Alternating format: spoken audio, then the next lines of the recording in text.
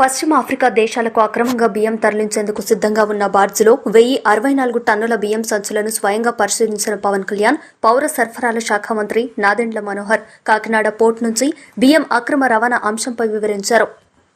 2 రోజుల క్రితం కాకినాడ జిల్లా కలెక్టర్ షణ్మోహన్ ఆధ్వర్యంలో సముద్రం లోపల సుమారు 9 నాటికల్ మైళ్ల దూరంలో రవాణాకు సిద్దమై వెళ్తున్న స్టెల్లా ఎల్ ఫనామా షిప్ లో పట్టుబడిన 640 టన్నుల బియ్యం స్వయంగా వెళ్లి చూసిన పవన్ కళ్యాణ్ ఇటీవల పౌర సరఫరాల సంస్థ చైర్మన్ తోట సుధీర్ ఆధ్వర్యంలో అక్రమ బియ్యం తరలింపును అడ్డుకుని పోర్టులోనే ఉంచిన అధికారులు కాకినాడ పోర్టు నుంచి ఇంత భారీగా బియ్యం రవాణా అవుతుంటే ఏం చేస్తున్నారని అధికారులపై మండిపాటు. ప్రతిసారి ప్రజాప్రతినిధులు నాయకులు వచ్చి బియ్యం అక్రమ రవాణా ఆపితేగాని ఆపలేరా అంటూ ఆగ్రహం. బియ్యం అక్రమ రవాణాలో ఎవరున్నా రేషన్ బియ్యం ఇష్టానుసారం బయటకు తరలిస్తున్న వారు ఎంతవారైనా చర్యలు తీసుకోవాలని ఆదేశం. అక్రమ రేషన్ బియ్యం యథేచ్ఛగా షిప్ నుంచి తరలిపోతుంటే ఏం చేస్తున్నారని జిల్లా అధికారులను పోర్టు అధికారులను ప్రశ్నించిన పవన్ కళ్యాణ్. ఆఫీసులో కూడా వస్తానంటే లేదు సార్ 10,000 మంది జీవితాలు పోతాయి సార్. ఏంటి 10,000 మంది జీవితాలు పోయాయి?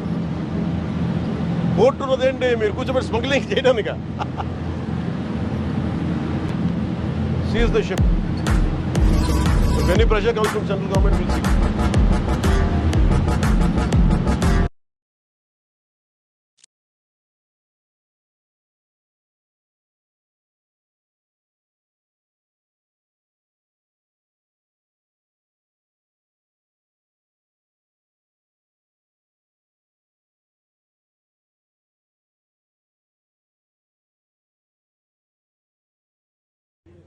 షిప్ అక్కడ స్టెల్లా అనే షిప్ ఉంది.